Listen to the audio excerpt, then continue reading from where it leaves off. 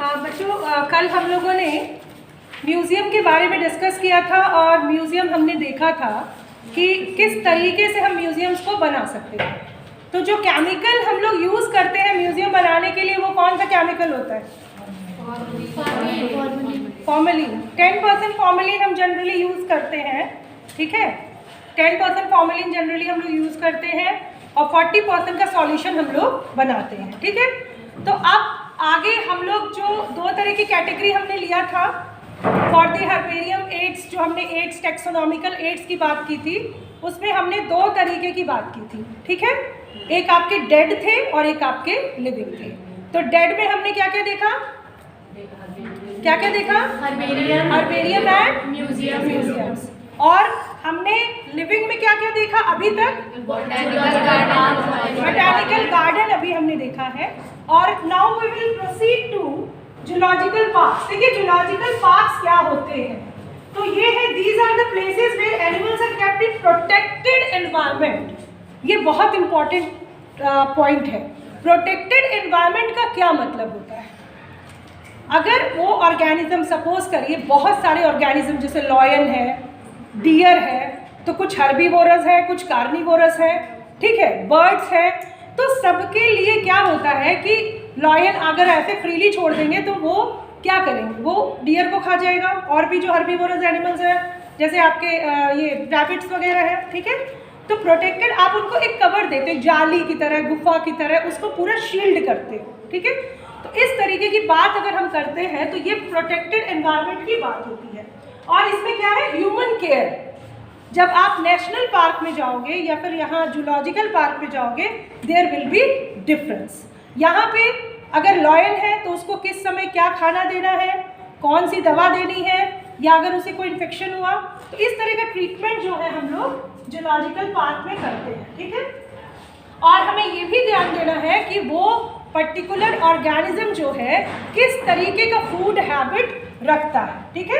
Carnivorous है तो उसको उसी टाइप का, हर्बीवोरस है माने जो प्लांट प्रोडक्ट्स खाते हैं, जो मीट प्रोडक्ट्स खाते हैं, या ओमनीवोरस है तो समय समय पे किस तरह के फूड हम उसे देंगे। और ये आपका जूलॉजिकल पार्क में इस तरह की कंडीशंस प्रोवाइड की जाती हैं, ठीक है।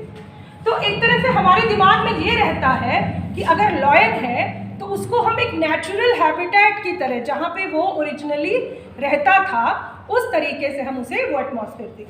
अब हमारी जो डोडो है, जो कि एक फ्लाइटलेस बर्ड है, जो कि रीसेंट एक्सटिंक्शन हुआ है। रीसेंट एक्सटिंक्शन माने अभी वो ख़त्म हुआ है। डायनासोर जुरासिक पीरियड पे जब हम बात करेंगे वहाँ ख़त्म हुए। यहाँ पे अगर हम बात करेंगे तो डोडो अभी रीसेंट एक्सटिंक्शन है, ख़त्म हो गया। अगर जूलॉजिकल पार्क्स में ये दिमाग लगा के अगर किया गया होता कि नहीं, इसको हम उसको जो प्रॉपर हैबिटेट है, सारी चीज़ें प्रोवाइड करते, तो शायद आज डोडो हमारे बीच होती, ठीक है। तो इस तरह की बात करते हैं। देखिए, तो ये जू होता है ना, जू, अब जिसको आप जू कहते हैं, यही आपका जूलॉजिकल पार्क है, ठीक है। अब इसको जूलॉजिकल पार्क कहा जा रहा है। ये एनक्लोजर्स की बात किया। अच्छा, इसका क्या थीम है? ये फॉर एजुकेशन पर्पस के लिए है आपका जू, फॉर एजुकेशन है, फॉर कंजर्वेशन है, फॉर रिसर्च, ठीक है। तो अगर हम बात करें तो इसमें एक बहुत बड़ा एरिया, अगर किसी को किसी एनिमल स्पीशीज़ पे रिसर्च करना है तो वो वहाँ पे परमिशन के थ्रू विजिट कर सकते हैं, उस पर काम कर सकते हैं, ठीक है। देखिए, ये जू का हिस्ट्री है, this is not very important. Timings ये आपके अलग अलग उसका है। एंडेंजर्ड स्पीशीज़ की बात करते हैं। देखिए, यहाँ पे कुछ, जैसे एक आपका है वाइल्ड एस, ये गुजरात में पाया जाता है। ये गधा है जिसको हम जंगली गधा कहते हैं, ये गुजरात में पाया जाता है, ठीक है। तो ये सब क्या है? एंडेंजर्ड। एंडेंजर्ड नाम सुनते सुनते अब तो आपको समझ में आ ही गया होगा कि एंडेंजर्ड क्या होता है। क्लियर है ना, क्या होता है endangered? Which are is a category to be extinct, ठीक है। तो उसको हम एंडेंजर्ड कहते हैं। तो यहाँ पे देखिए, इंडियन वुल्फ की बात कर रहे हैं, व्हाइट स्टॉक, ठीक है, सिक्का डियर, हिमालयन ब्लैक बियर, ये जो हिमालयन ब्लैक बियर है, पैंथर, लियोपार्ड, ब्लैकबक। ब्लैकबक का तो नाम सुना होगा सबने, काला हिरण, बड़ा बड़ा प्रोपेगेंडा हुआ इंडिया में, सुना होगा इसको, ठीक है। पैंथर, पैडस, Indian python, grey jungle fowl, और इस तरह के बहुत सारे एग्जाम्पल्स आपके आएंगे एंडेंजर्ड स्पीशीज में। अब यहाँ पे मैनेजमेंट ऑफ जू कैसे करें? अब यहाँ पे देखिए, एनिमल मैनेजमेंट जो मैंने अभी आपको बताया, कि ह्यूमन केयर, प्रॉपर मेडिकेशन और तमाम चीज़ों से हम इसे मैनेज कर सकते हैं। अब हम बात करते हैं, कुछ एग्जाम्पल्स हम यहाँ देखेंगे जो एंडेंजर्ड स्पीशीज इन इंडिया। ठीक, देखिए ये जो टॉपिक एंडेंजर्ड की हम बात कर रहे हैं ये आपके इकोलॉजी से रिलेटेड है, पर चूंकि हम यहाँ पे जूलॉजिकल पार्ट पढ़ रहे हैं तो we have to discuss these all things. ठीक, अब यहाँ पे राइनोसोरस, ये सब जान रहे हैं आप लोग, इसको भी आपके जू में प्रोटेक्ट किया जा रहा है। टाइगर को भी प्रोटेक्ट किया जा रहा है। ये आपका है लॉयड टेल मैसेक, ठीक है, leopard, Nilgiri Thar, wild buffalo.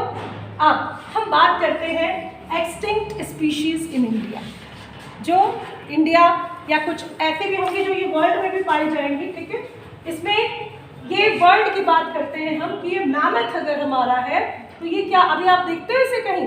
नहीं है, ये खत्म हो गया।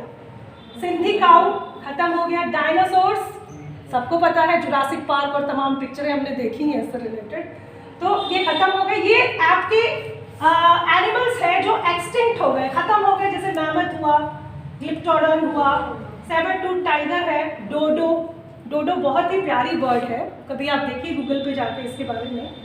ये टैस्मानियन टाइगर, तो ये कैसे एनिमल्स हैं जो खत्म हो चुके हैं। ठीक है, देखिए अब ये आपका बहुत इंपॉर्टेंट है टैक्सोनॉमिक पब्लिकेशन। टैक्सोनॉमिक पब्लिकेशन ये आपके नीट में क्वेश्चंस इसमें पूछे जाते हैं, और सारी जो एनसीईआरटी ने जो लिखा है जो वर्ड उसको आप देखते जाइएगा। इसमें आपका आ गया मोनोग्राफ, मैनुअल, फ्लोरा, कैटलॉग्स।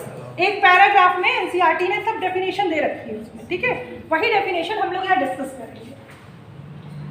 देखिए मोनोग्राफ क्या होता है? ये होता है contain information on any tax on, ये एनसीईआरटी ने लिखा है। ठीक है, इसने कहा है contain information on any one tax on. Tax on की बात करेंगे, टेक्सॉन में क्या क्या था आपके? टेक्सास है, पूरा स्पीशीज, जीनस से लेके किंगडम तक। ठीक है, तो वो आपकी डिटेल इंफॉर्मेशन किसमें होती है? मोनोग्राफ में।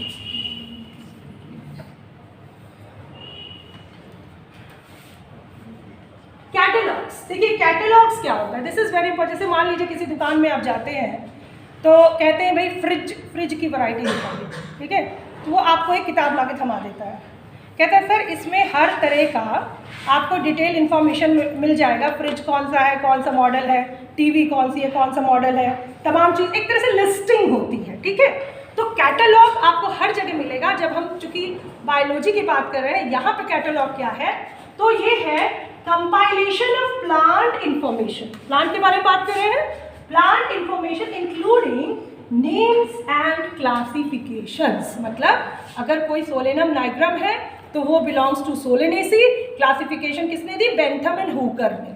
ठीक है, इस तरह की बात। Systematic list of names, books, pictures etcetera, while manual is a handbook. ठीक है, मैनुअल अभी हमने देखा, ठीक है, किसी टेक्सॉन वो हैंडबुक की तरह काम करेगा, और ये एक लाइब्रेरी होती है which show list of everything in a store. Clear है?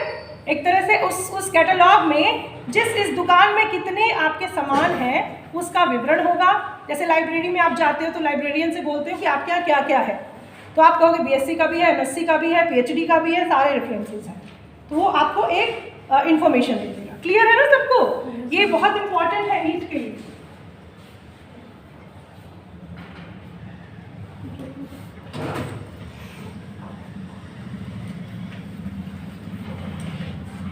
अब यहाँ बात करते हैं, ठीक है, यहाँ पे देखिए थर्ड क्वेश्चन है, are useful in providing information for identification of names of species in an area. क्या होगा इसका आंसर? मैनुअल्स। ठीक है, यहाँ देखिए मैनुअल्स। ठीक है, यहाँ पे एक लिखा है the plants growing in an area surrounded by a geographical and political boundary will be included in. This is the NEET question. ठीक है, ये आपके नीट का क्वेश्चन है। देखिए आपको ये बता दें, यहाँ पे एक बात लिखा हुआ है इसने, ज्योग्राफिकल एंड पॉलिटिकल बाउंड्री। जैसे हम कहते हैं इंडिया का फ्लोरा, अमेरिका का फ्लोरा, या एशिया का फ्लोरा, या अमेरिका या यूरोप का फ्लोरा, किसी कॉन्टिनेंट की बात करते हैं, तो जब वहाँ की प्लांट की वैरायटी वेजिटेशंस को अगर हम किसी बाउंड्री से कवर कर देते हैं जिसमें पॉलिटिकल हस्तक्षेप भी होता है, तो वहाँ हम उस तरह से बात करते हैं फ्लोरा एंड फौना। तो यहाँ पे आपका आंसर होगा the plants growing in an area surrounded bye geographical political boundary will be included in flora. ठीक है, फ्लोरा माने प्लांट्स, फौना माने एनिमल्स। अब यहाँ पे देखिए लिखा है floral features are commonly used for identity. आपके नीट का क्वेश्चन ही ऑब्जेक्टिव था, मैंने इसको शॉर्ट कर दिया है। Floral features are commonly used for the identification of angiosperms. जैसे जब हम लोग बात कर रहे थे टेक्सोनॉमी की, टेक्सोनॉमिकल क्लासिफिकेशन की, तो हमने आपसे कहा था कि स्वलन प्लेसेंटा, ऑब्लिक प्लेसेंटा किसके लिए? For the Solanaceae. तो हम किस चीज को कंपेयर कर रहे थे? फ्लोरल कैरेक्टर को। ठीक है, जब भी हम कंजर्वेटिव स्टडी करते हैं फॉर द कंजर्वेशन के लिए, फाइलोजेनी के लिए, तो हम कौन सा स्ट्रक्चर लेते हैं? Floral characters. कौन से कैरेक्टर्स लेते हैं? Floral characters. तो ये आपका आंसर है कि reproductive parts are more conservative, that's why for the identification and angiosperm study के लिए हम क्या करते हैं? फ्लोरल कैरेक्टर्स को स्टडी करते हैं। क्लियर है सबको? लास्ट वाला यही मैंने आपको बताया कि जो कैटलॉग होता है, दिस इज द लिस्ट और register containing names of all the species found in a particular area. ठीक है, कल हम लोग डिस्कस कर रहे थे स्पीशीज के बारे में और हमने आपको बताया था कि कुछ प्लांट एनिमल की जो स्पीशीज है वो मैनुअल इस तरह की हमने बात की थी। ये सारी चीज़ें आपको कल दिखाया था हमने। ठीक है, इसमें ठीक है, हम लोग नेक्स्ट स्लाइड पे जाएंगे, वो अब कल डिस्कस करेंगे उसको। आज हम लोग सिर्फ ये देखेंगे, कल हमने आपको बताया था कुछ एक वर्ड मैंने यूज़ किया था, एक्सोटिक स्पीशीज और एलियन, ये वर्ड मैंने यूज़ किया था। देखिए, एलियन शब्द और exotic, these are the NEET question, दिमाग में एकदम बैठा लीजिएगा। एलियन शब्द का अर्थ होता है फॉरेन, फॉरेन चीन, और एक्सोटिक का मतलब होता है जब बहुत ज़्यादा ग्रोथ हो। तो अब यहाँ पे क्वेश्चन आपका ये आता है कि कौन कौन सी, चाहे प्लांट स्पीशीज़ हो चाहे एनिमल स्पीशीज़ हो, ठीक है, तो वो आपकी कौन कौन से कुछ एग्जाम्पल्स हैं बड़े बड़े, जिससे पूरा वर्ल्ड, पूरी दुनिया परेशान है, और इसके लिए हर जगह क्वारंटाइन लॉज बनाए गए हैं। जैसे अभी कोरोना में क्वारंटाइन वर्ड बहुत सुना होगा। क्वारंटाइन का मतलब होता है कि जब आप किसी कंट्री का बॉर्डर क्रॉस करते हो तो अपने साथ कुछ ना कुछ चीज़ें न ले जाओ। अब हम चूंकि प्लांट्स की बात कर रहे हैं और प्लांट्स में हम कह रहे हैं एक्सोटिक स्पीशीज। अब एक बहुत अच्छा एग्जांपल आपके पास है, ये है Eichhornia crassipes. This is the hydrophyte. एक एक लाइन, एक एक वर्ड आप लोग ध्यान से सुनिएगा, ये सारे क्वेश्चंस हैं आपके। This is the hydrophyte, floating hydrophyte, यानी सरफेस पे फ्लोट करता है। क्यों फ्लोट करता है? बिकॉज, ये क्वेश्चंस है, because it has inflated petiole. This is what? This is inflated. Inflated का मतलब क्या होता है? फूला हुआ। द वर्ड इन्फ्लेटेड मीन्स फूला हुआ। कैसा पेटियोल होता है इसका? पेटियोल शब्द का अर्थ समझते हैं ना? किसी पत्ती का जो स्टॉक होता है उसे हम क्या कहते हैं? पेटियोल कहते हैं। ठीक है, जैसे मान लीजिए ये स्माइलेक्स एक प्लांट है और उसकी पत्ती का ये जो स्टॉक है जो पकड़ा हुआ है हमने, ये क्या है? पेटियोल है। तो ये आपका क्या है? आइकॉर्निया क्रासिपस, वाटर हाइजिनिड, जिसको हम जलकुंभी भी कहते हैं। ठीक है, तो इसमें ये क्या चीज़ है? इन्फ्लेटेड पेटियोल है। ये प्लांट को फॉर दी सरफेस फ्लोटिंग क्या प्रोवाइड करता है? बायंसी। बायंसी माने ऊपर तैरना। क्लियर है सबको? अब ये जो प्लांट है ये बाहर से आया है। कहाँ से आया है? बाहर से। और आज आप ये देखिए कि किसी जलाशय में, ऐसा कोई जलाशय नहीं है जहाँ पे ये प्रेजेंट नहीं है, हर जगह मिल जाएगा आपको। यानी कोई ऐसा एलियन स्पीशीज जिसने हमारी प्लांट्स को ओवर ग्रोथ करके पूरी स्प्रेडिंग कर ली है, उसे हम कहेंगे एक्सोटिक स्पीशीज। ठीक है, तो एक एग्जांपल हो गया एक्सोटिक स्पीशीज का। ऑप्शन में अगर आता है तो वाटर हाइजिनिड रहता है, तो ये क्या हो गया? Exotic species. क्लियर सबको? दूसरा एक बहुत अच्छा एग्जांपल है पार्थेनियम हिस्टेरोफोरस। ये भी आपके नीट का क्वेश्चन है। Parthenium hysterophorus, this is also exotic weed. ठीक है, वीड क्या होते हैं, व्हाट इज वीड? बार बार हम एक चीज कह रहे हैं, वीड। लिख लीजिए इसको। Weed are the plants, weed are the plants which grow very fast and affects the growth of economic plants। ठीक है, इसको आप ऐसे भी कर सकते हैं और कर लीजिए, the unwanted plants which affects the growth of economic plants। ठीक है, तो ये आपका जो प्लांट है विच इज, क्या नाम है इसका, ये हर जगह देखा होगा आपने। ठीक है, ये कंपोजिटी का मेंबर है जिसका नया नाम क्या है, एस्टेरेसी। कंपोजिटी फैमिली है जिसका नया नाम एस्टेरेसी, और इस प्लांट का नाम है पार्थेनियम हिस्टेरोफोरस। ये प्लांट को दूसरा नाम भी है कांग्रेस ग्रास या कैरेट ग्रास कहते हैं, और ये एक एक्सोटिक वीड है which is an alien species. ठीक है, कैसा है ये, एक्सोटिक वीड है। ठीक है, तो दूसरा एग्जाम्पल एक्सोटिक वीड का। अच्छा, जब आप लोग एलर्जी पढ़ेंगे वहाँ पे अगर ये कहीं ये प्लांट्स लगे रहते हैं तो लोग इसको छूते नहीं है जल्दी, क्योंकि इससे क्या, इसके जो पॉलन ग्रेन्स होते हैं ना, जो वाइट वाइट फ्लावर दिख रहा है आपको, इसके जो पॉलन ग्रेन्स हैं ये आपके मास्ट सेल्स में हिस्टामाइन प्रोड्यूस करते हैं, जिसमें आपको रैशेज, अस्थमा या तमाम तरह की प्रॉब्लम्स हो सकती हैं। ठीक है, तो जब भी इसकी कटाई होती है तो लोग इसको जनरली, अगर साइंटिफिक नॉलेज होती है तो वो इसको कवर करके इसको क्लीन करते हैं।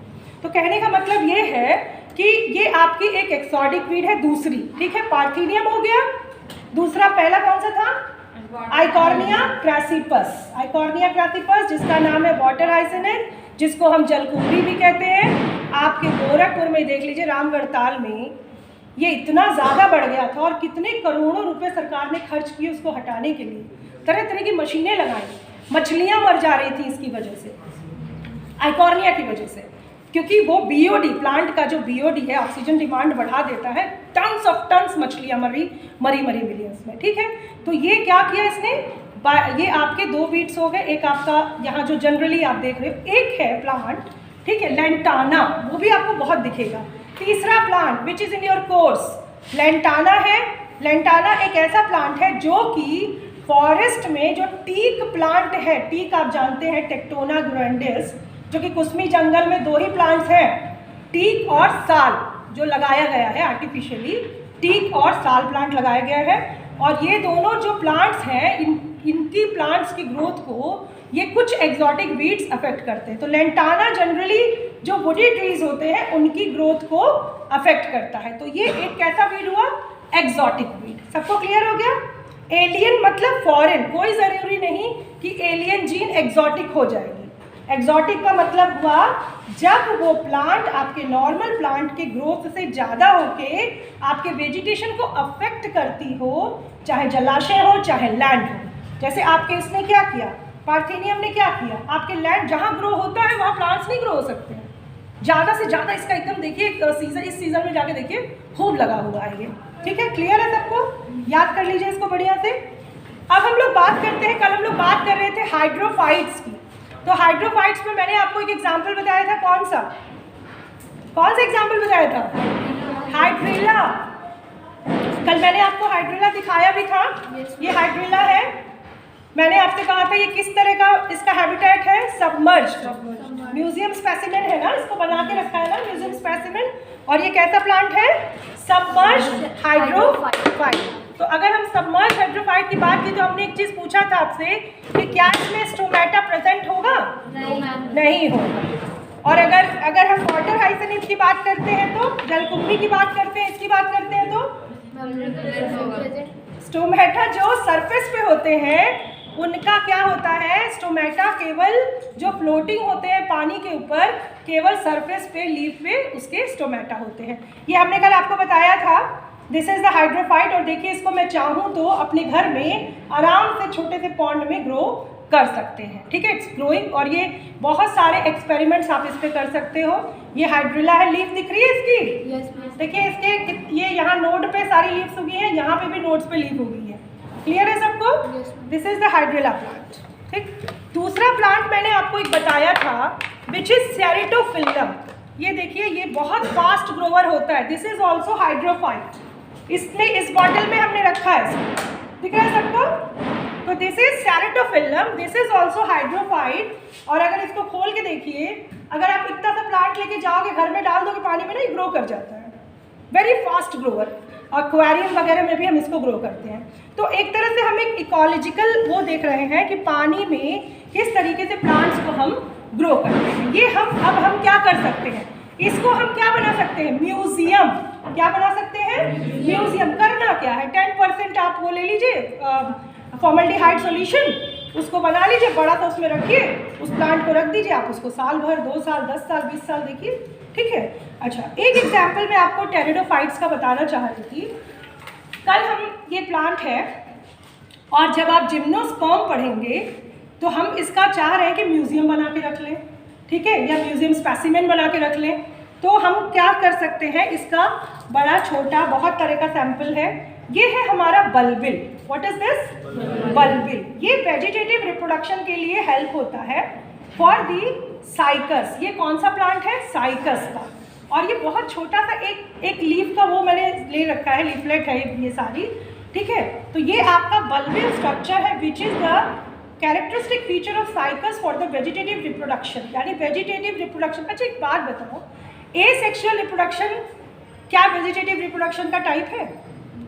मतलब एसेक्सुअल रिप्रोडक्शन में हम वेजिटेटिव रिप्रोडक्शन को पढ़ सकते हैं? एनिमल्स में?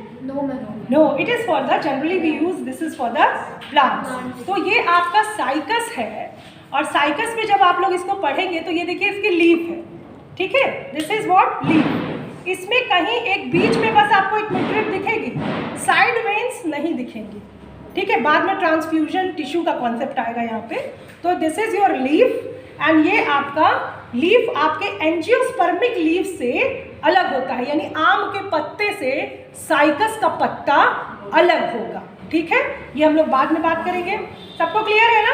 अब इसको अगर हम लोग लगाना चाहें तो सॉइल में, प्रॉपर सॉइल कंडीशन में इसको हम इम्प्लांट करके इसको ग्रो कर सकते हैं। कल हम यहाँ पे, आज हम सुबह निकले तो हमने देखा ये जो कॉर्न आपको दिखाया था मैंने, टेरिडोफाइट। अब अगर टेरिडोफाइट पढ़ाएंगे तो सबको याद रहेगा ना? देखिए ये जो पत्ती है यहाँ पे पीछे की तरफ, यहाँ आप लोग इसे ध्यान में बाद में लेके ध्यान से देख लीजिएगा, यहाँ ब्राउन ब्राउन कलर के स्पोर्स बन गए हैं, और ये जो स्पोर्स बने हैं मियोसिस से बने हैं। किससे बने हैं? मियोसिस प्रोसेस से। ठीक है, तो अगर आप इसमें, क्योंकि फूल तो होता नहीं है, because this is the pteridophyte, तो इसमें हम लोग किस तरीके से देखेंगे, यहाँ पीछे मुड़ेंगे, पीछे जाके देखेंगे, और यहाँ पे ब्राउन कलर के स्पोर्स फॉर्मेशन है, यानी आप डिफरेंट टाइप ऑफ टेरिडोफाइट्स। अब इसमें बहुत सारी वैरायटी है। नेफ्रोलेपिस भी इसी की तरह लगता है, ड्रायोप्टेरिस भी इसी की तरह लगता है, टेरिस भी इसी की तरह लगता है। ये कोर्स में है आपका, ड्रायोप्टेरिस टेरिस आपके कोर्स में है। ठीक है, तो इस तरीके से आप लोग इसमें देख सकते हैं कि किस तरीके से यहाँ पे फ्लावर्स का, स्पोर्स का फॉर्मेशन हो रहा है, और इसको आप एज अ हर्बेरियम यूज़ कर सकते हैं। अब ये देखिए, ये मैं लेके आई थी फोन साइकस का। ये आप जब जिम्नोस्पर्म्स पढ़ेंगे तब आप इसको देखेंगे। ये थोड़ा सा टूट गया है इधर से। ये आपका फीमेल पार्ट है, दिस इज मेगास्पोरोफिल। इस मेगास्पोरोफिल पे यहाँ स्पोर्स लगे हैं। जब आप साइकस पढ़ेंगे, जिम्नोस्पर्म्स पढ़ेंगे, तो यहाँ पे मेगास्पोरोफिल्स और ये स्पोर्स लगे हुए हैं। तो इस तरीके से इसको आप आप इसको उठा करके इस पर केमिकल स्प्रे करके बहुत दिनों तक अलमीरा में रख सकते हैं। और वो फिनाइल की गोली जो नैप्थलीन बॉल्स की बात किया था हमने फॉर द फ्यूमिगेशन, इसको भी आप उठा के प्रिजर्वेटिव तरीके से रख सकते हैं, सो दैट जब हम लोग जिम्नोस्पर्म्स पढ़ेंगे और जब हम लोग स्पोरोफिल की बात करेंगे तो इसको हम मेगास्पोरोफिल, माइक्रोस्पोरोफिल इस तरह की, तो हम उसे देख सकते हैं। ये फीमेल कोन है। क्लियर है सबको? ठीक है, एक एग्जाम्पल और है जो आपके कोर्स में है, ये म्यूजियम स्पेसिमेन है। दिस इज योर एस्कैरिस, और इसमें 2 है, मेल और फीमेल एस्कैरिस। मेल की जो टेल होती है वो मुड़ी हुई होती है। ठीक है, ऐसे, क्योंकि यहाँ पे यही दोनों डिफरेंस है, फीमेल एकदम स्ट्रेट होती है, मेल। तो इसे म्यूजियम, अब हमारी समझ में ये आया कि म्यूजियम पढ़ने का क्या फ़ायदा है। एक छोटा सा एग्जाम्पल, घर में मान लो खूब कड़कती गर्मी पड़ रही है, प्याज हमारे पास अगर हमको बच्चों को दिखाना हो कि एसिटोकार्मिन स्टेन का रूट फॉर्मेशन, हम लोग क्या कर सकते हैं, इसको भी एज अ स्पेसिमेन रख सकते हैं फॉर्मल्डिहाइड सॉल्यूशन में, ठीक है। तो आप कुछ भी नहीं करना है आपको स्पेसिमेन बनाने के लिए, आप खुद भी बना सकते हैं। तो ओवरऑल हमने ये देखा कि टैक्सोनॉमिकल एड्स पढ़ने का हमें क्या फ़ायदा है, क्योंकि हम रिसर्च स्टडीज़, साइंटिफिक स्टडीज़ के लिए या आपके जो एजुकेशनल सेंटर्स हैं वहाँ पे इन सब चीज़ों को दिखा करके आप एक क्यूरियोसिटी प्लस आप उसको एज अ रेफरेंस स्टडी कर सकते हैं। क्लियर है सबको? बिल्कुल क्लियर है। अब आप लोग डिफ्रेंशिएट कर लेंगे ना कि हर्बेरियम क्या है, बोटेनिकल गार्डन क्या है, म्यूजियम क्या है, जूलॉजिकल पार्क्स क्या है, कैटलॉग, मैनुअल और ये सारी चीज़ें। तो नेक्स्ट लेक्चर में कल हम लोग स्टार्ट करेंगे बायोलॉजिकल क्लासिफिकेशन, ठीक है। Thank you.